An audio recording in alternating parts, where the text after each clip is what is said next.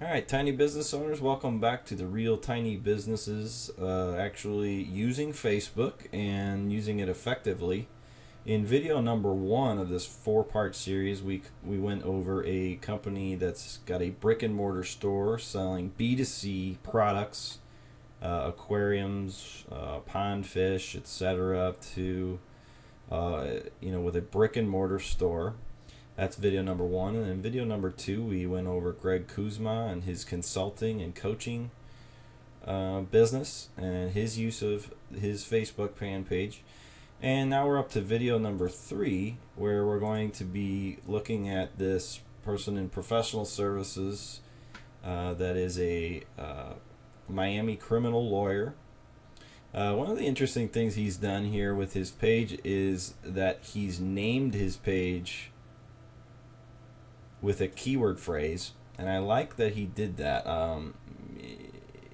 It adds to the searchability of this page. Now understand that a Facebook page is just like any other web page in that it is not behind a login or anything, and it can be indexed by Google, so it can be returned as a search result on this keyword phrase. Now I'm not saying that it would. And he may or may not be ranking for this keyword phrase using this Facebook page, but certainly searching Facebook for the term Miami lawyer, or I actually found him by searching the term lawyer, and he was ranking very, very highly in Facebook for the term lawyer, because when he named his page at the start, he named his page Miami criminal lawyer David Edelstein. So if that can make sense for your business, so in the previous example, it could have been with the consultant, it could have been Greg Kuzma, performing arts consultant, and would have made that page a little bit more searchable. The other thing I like what he's doing, just from a numbers standpoint, he's got a lot of people that like the page. He's got 1,352, which is quite a bit for an attorney. And I think what he's doing most effectively is adding content to the page.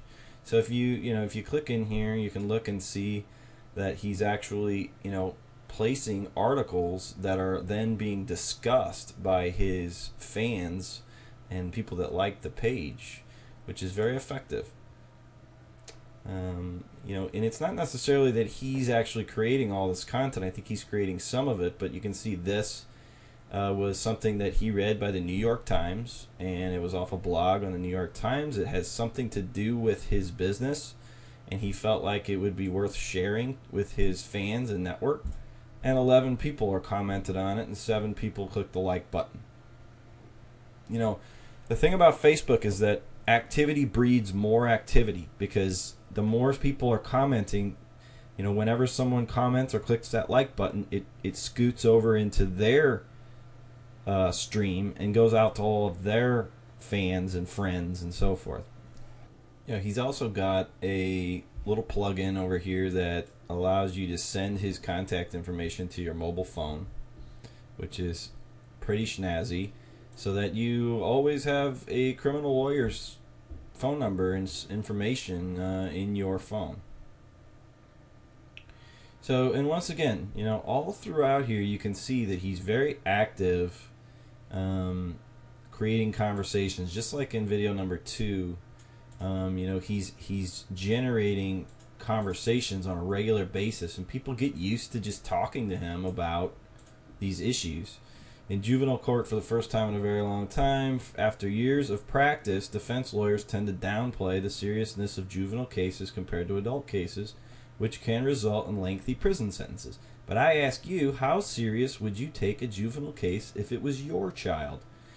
And that's a provocative statement, and it's provoked a lot of comments. And then again, more video, etc. So a really good example of someone in the professional services business using Facebook to engage with his target market.